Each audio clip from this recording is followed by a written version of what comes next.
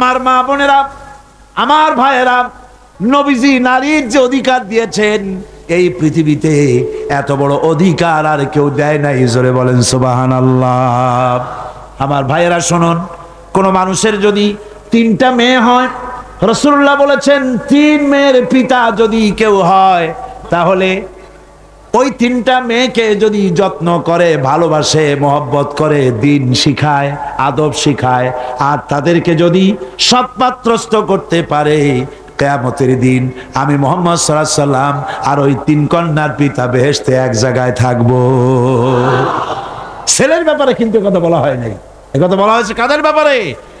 মেয়েদের ব্যাপারে। মা বোনেরা, আমি বিশ্বাস করি আপনারা যদি জানতেন, পৃথিবীর মুসলিম মহিলারা যদি জানতেন ইসলাম তাকে কি অধিকার দিয়েছে, তাহলে সব রকমের নারী পক্ষ, নারী অধিকার আন্দোলন, এই হাবিজাবি আন্দোলনের বুকে লাঠি মেরে সব মেলো রাস্তায় নেমে মিছিল করতে গভর্নমেন্টের বিরুদ্ধে, যে কোরআন আমাদের যে অধিকার দিয়েছে, রাসূল যে অধিকার দিয়েছে, সেই অধিকার ফিরিয়ে দাও।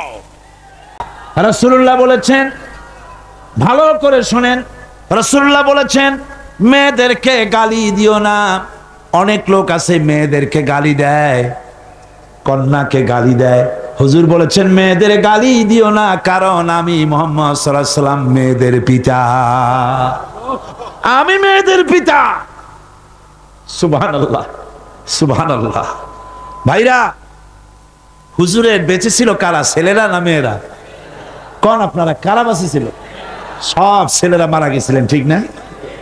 একটা হাদিস আপনি আমাকে দেখাতে পারবেন না, এমন একটা হাদিস নাই ছেলেরা মরে যাওয়ার পর হুজুর দুঃখ করে একদিন মুনাজাত করেছেন, আল্লাহ সব ছেলেগুলো নিয়ে গেলা, আমার একটা ছেলে দাও। একটা হাদিস নাই, একদিনের জন্য রাসূলুল্লাহ দোয়া করেন নাই। মেয়েতেই সন্তুষ্ট ছিল। মেয়ের কথা হুজুর বলেছেন, মেয়ের কথা বলেছেন, যখন তোমরা বাইরে যাবা, বিদেশে যাবা, বাজারে যাবা, কিছু না কিছু উপহার নিয়ে আসবা বাড়ি, আর উপহার এনে আগে দেবা মেয়েকে। সুবহানাল্লাহ কর। আগে কারে? মেয়েকে। সেই মেয়েরা আজ সমাজের সবচাইতে বেশি অবহেলিত, ঠিক কিনা কর? মেয়েটা একটু বড় হলেই আর একটা ছেলে যখন জন্মগ্রহণ করে, তখন এই ছেলেটারে কোলে নিতে নিতে ওর কাম সারা হয়ে যায়। তারপর বাড়িতে ভালো রান্না বান্না হলে ছেলের কিসমতে মুরগির কলজা, মুরগির ভালো ভালো অংশ, মাছের মাথা, সব ছেলের, মেয়ের কিসমতে হয় না। কথা ঠিক কিনা? ঠিক কিনা? এরপরে যদি রোগ হয়, মেয়ের অসুখ হয়েছে, ধৈর্য ধরতে তাকে নসিহত করা হয়, আর ছেলের অসুখ হওয়ার সাথে সাথে ডাক্তার 15টা বাড়িতে চলে আসে, ঠিক কিনা? এই বৈষম্য ইসলাম করেনি, আপনারা করেছেন, সমাজ করেছে। এই বৈষম্য ইসলাম করেনি। আমার বন্ধুগণ, মেয়েদের মর্যাদা কত বেশি, আল্লাহ রাসূল কত মর্যাদা দিয়েছেন নারীকে, মেয়েদেরকে কত মর্যাদা দিলেন। এই মেয়ে, তার কিসমতে বাড়িতে এই অবস্থা হলো। তারপরে যখন বড় হলো, বিবাহ দেওয়ার সময় বাপে করলো কি? বাপ বিবাহের সময় মেয়েকে একটা পালঙ্ক দিল, সোফা সেট দিল, কাপড় চোপড় দিল, সোনা দানা দিল, বাস বাসানির মতো একটা আসসালামু আলাইকুম দিয়ে দিল, যাও। জমির ভাগ দিল না, বাড়ির ভাগ দিল না, ব্যবসার ভাগ দিল না, জমি বাড়ি টাকা পয়সা সবকিছু ছেলেদের নামে লিখে দিল। মেয়েটাকে জনমের মতো ব্যবসার টাকা দিয়া, বাড়ি দিয়া বঞ্চিত করে দিল, ঠিক কিনা কর? ঠিক কিনা? এরপরে হাজী শাহ মক্কা শরীফ গেছে, মায়েরা ঠগাইছে, জন্মের ঠগান।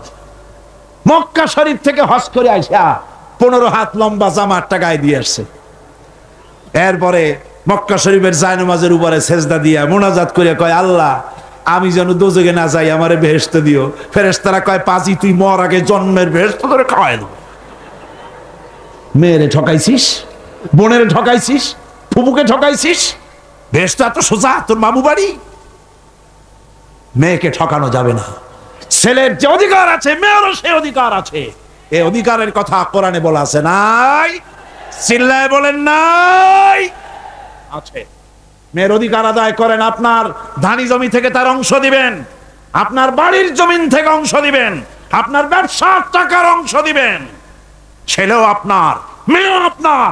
আপনার নামাজ, রোজা, হজ, যাকাত, তাহাজ্জুদ কাজে লাগবে না যদি মেয়েকে ঠকান।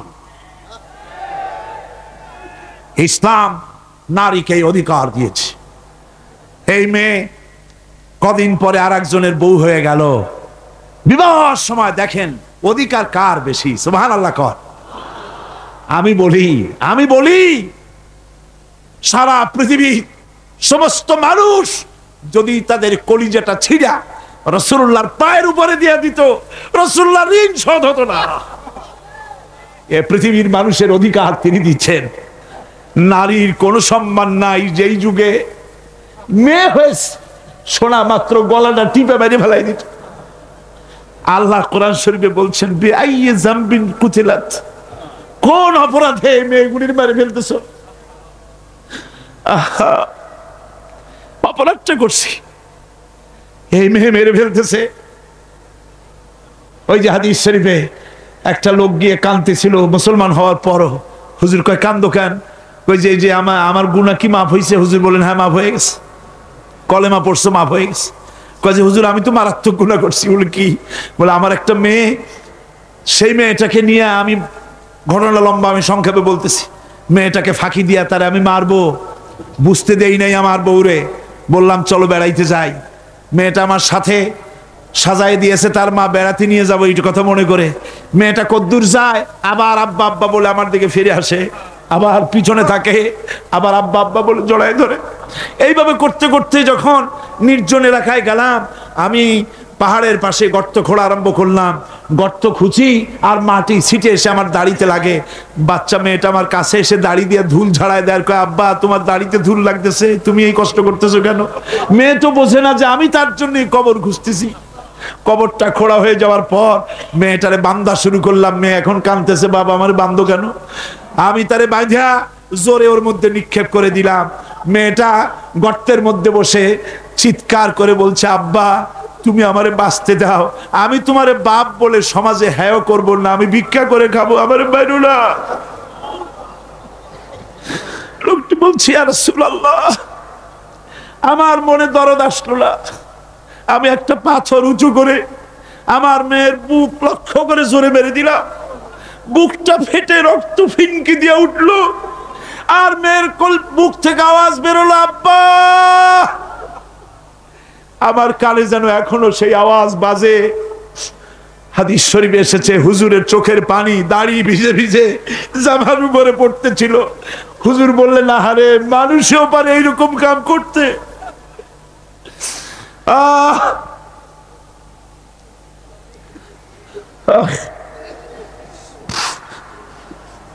পৃথিবীতে নারীর যখন কোনো সম্মান ছিল না, মর্যাদা ছিল না, সেই সময় আমার রাসূল, আমার বিশ্বনবী নারীদেরকে সম্মানের হাত ধরে গর্তের ভিতর থেকে উঠাইয়া রানীর সিংহাসনে বসায় দিলেন। সুবহানাল্লাহ, মায়ের মর্যাদা দিয়ে দিলেন। সুবহানাল্লাহ, নারীরা আমাদের মায়ের জাত। নারীরা আমার কি এর জাত? মায়ের জাত। আমার মা বোনেরা, তোমাদের সম্মান কত তোমরা জানো না। আমরা পুরুষ, আমাদের পায়ের তলে জুতা, আর তোমরা আমাদের মায়ের জাত। তোমরা নারী, তোমাদের পায়ের তলে আল্লাহর জান্নাত, আল্লাহর বেহেশতটা তোমাদের পায়ের তলে। এই সম্মান আল্লাহ তোমাদের দিয়েছে, নবী দিয়েছেন। সুবহানাল্লাহ কর। ভাইরা আমার, অধিকার ইসলাম দিয়েছে। বিবাহ যখন হয়, এই বিবাহের সময় এজেন্ট আনতে হয়। আর বিবাহ হচ্ছে বিবাহ বৈঠক। এজেন্ট আনার জন্য ওই যে কি জানি কয়, ম্যারেজ রেজিস্ট্রার বা মৌলবি সাহেব, কার অনুমতি আগে নেয়? বলেন কার অনুমতি? তাহলে অধিকার ইসলাম পুরুষে দিল না মেয়ে লোকের দিল? আগে মেয়ে লোকের কাছে যাও, মেয়েটাকে জিজ্ঞেস করো সেই বিবাহে রাজি আছে কিনা। সুবহানাল্লাহ পড়ে, এই বিবাহে রাজি আছে কিনা জিজ্ঞেস করো, তার অধিকারই বেশি। এরপরে এই বিবাহে করার ব্যাপারে কত বৈষম্য। আজ বিবাহ করতে গেলে যৌতুকের প্রথা এসেছে। রাসূলুল্লাহ যৌতুক দিয়েছিলেন, ওটা যৌতুক না, ওটা উপহার, ওটা হাদিয়া। রাসূলুল্লাহ তোহফা দিয়েছিলেন হুজুরের জামাই। সুবহানাল্লাহ, কি জামাই! এক জামাই তো জিন্নুর আইন, যাকে ফেরেশতারা পর্যন্ত লজ্জা করত যারে দেখে, হযরত উসমান রাদিয়াল্লাহু তাআলা আনহু। আরেকজন হযরত আলী কাররামাল্লাহু ওয়াজহাহু। হযরত আলী, যার সম্পর্কে রাসূল পাক সাল্লাল্লাহু আলাইহি ওয়াসাল্লাম যাকে কত সম্মান দিয়েছেন, কত মর্যাদা দিয়েছেন, এই হলো হযরত আলী হুজুরের জামাই। আনা মাদিনাতুল ইলম ওয়া আলিউম বাবুহা, আমি হলাম জ্ঞানের রাজ্য, আর আলী হলো সেই রাজ্যে প্রবেশের দরজা। সুবহানাল্লাহ। ভাইরা, এই হলো জামাই। আর মেয়ে খাতুনে জান্নাত, বিনতে রাসূল, বেহেশতের সমস্ত রমণীদের সরদারিনী মা ফাতিমাতুজ জাহরা রাদিয়াল্লাহু তাআলা আনহা। কি উপহার দিলেন বিয়েতে রাসূল! এই মেয়ে আর এই জামাই। উপহার হলো খেজুরের ছোবড়ার একটা তোশক, পানি উঠাবার জন্য একটা মশক, আর আটা পেশা একটা জাতা। এই হলো নবীর মেয়ে আর জামাইয়ের জন্য উপহার। আজ সমাজের ভেতরে যৌতুক সৃষ্টি হয়েছে। এই যৌতুক নিতেছে মুসলমানেরা, কন্যা পক্ষের কাছ থেকে দাবি করে যৌতুক আদায় করা হচ্ছে। ঠিক কিনা কর? যৌতুক দিতে হবে, যৌতুক দিতে হবে। কি দিবা? পাজেরো জিপ, লেটেস্ট মডেল, 10 লক্ষ টাকার ক্যাশ, গুলশানে অফিস, মঙ্গল গ্রহে বাড়ি। মানে মেয়ে জন্ম দিয়া বাপ এমন বিপদে পড়েছে যেন তওবা করা দরকার, আল্লাহ আমারে মাইয়া দিও না। ঠিক কিনা কর? সমাজের অভিশাপ, হারাম। আপনি মেয়ে বিয়ে দেওয়ার সময়, ছেলে বিয়ে দেওয়ার সময় কন্যা পক্ষের কাছ থেকে ডিমান্ড করতে পারবেন না।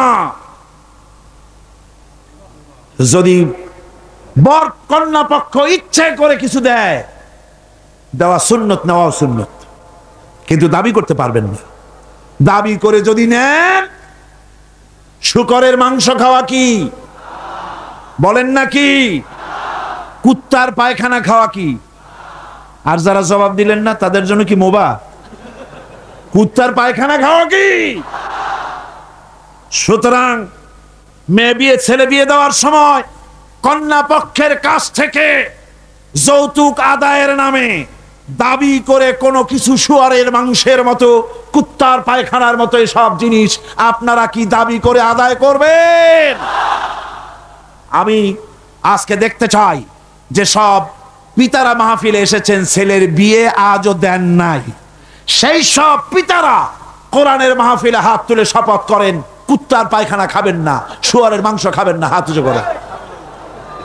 ওই ছেলেরা, তুমি বাপ হইছো কবে? হাত নামাও। ছেলেরা না, শুধু পিতারা, ছেলের বাপেরা হাত উঁচু করো, আমি দেখবো। তা হোক, ছেলের বাপেরা হাত উঁচু করো, আমি দেখবো।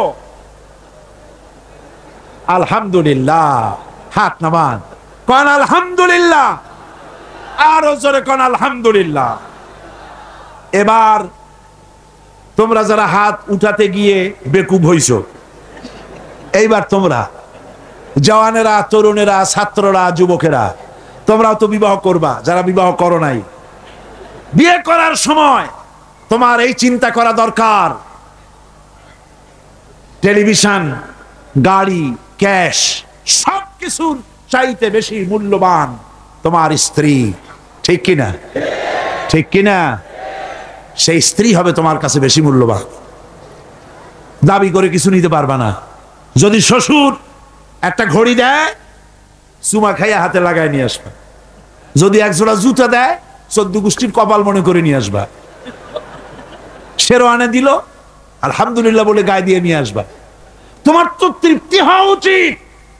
আমার শ্বশুর, আমার শাশুড়ি, তার 18 বছর, 20 বছর, 22 বছরের কলিজা নিংড়ানো স্নেহকে উজাড় করে দিয়ে তার কলিজার টুকরা মেয়েটাকেই তো দিয়ে দিয়েছে আমাকে। এর থেকে টেলিভিশন বেশি? রেডিও বেশি, গাড়ি বেশি, বাড়ি বেশি। বিবাহ করবা মহব্বত করে, নিজের টাকা দিয়া, বাপের টাকা দিয়া, সোনা দিয়া, দানা দিয়া, কসমেটিক্স দিয়ে, সুন্দর সুন্দর শাড়ি দিয়ে সাজাইয়া, রানীর মর্যাদা দিয়ে বাড়িতে এনে সম্মানের সাথে রাখবে। জীবনে খোটা দিবা না। বলি বড় দুঃখে, এই জন্য বলি আমার দেশে একটা যৌতুকের ঘড়ির জন্য, একটা যৌতুকের রেডিওর জন্য, 100 টাকার জন্য আমার দেশে স্বামীরা স্ত্রীকে গলা টিপে হত্যা করেছে। এরা মানুষ না জানোয়ার। সুতরাং যুবকেরা, বীর চট্টলার, বীর মুজাহিদ, তরুণ যুবক, তোমরা যারা বিয়ে করনি, ওয়াদা করো যৌতুক ছাড়াই বিবাহ করবে। কারা হাত উঁচু করে দেখাও।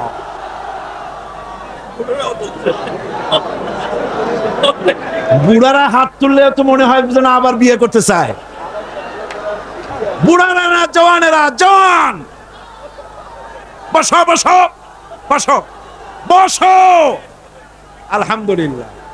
জোরে কোন আলহামদুলিল্লাহ। আরো জোরে কোন আলহামদুলিল্লাহ।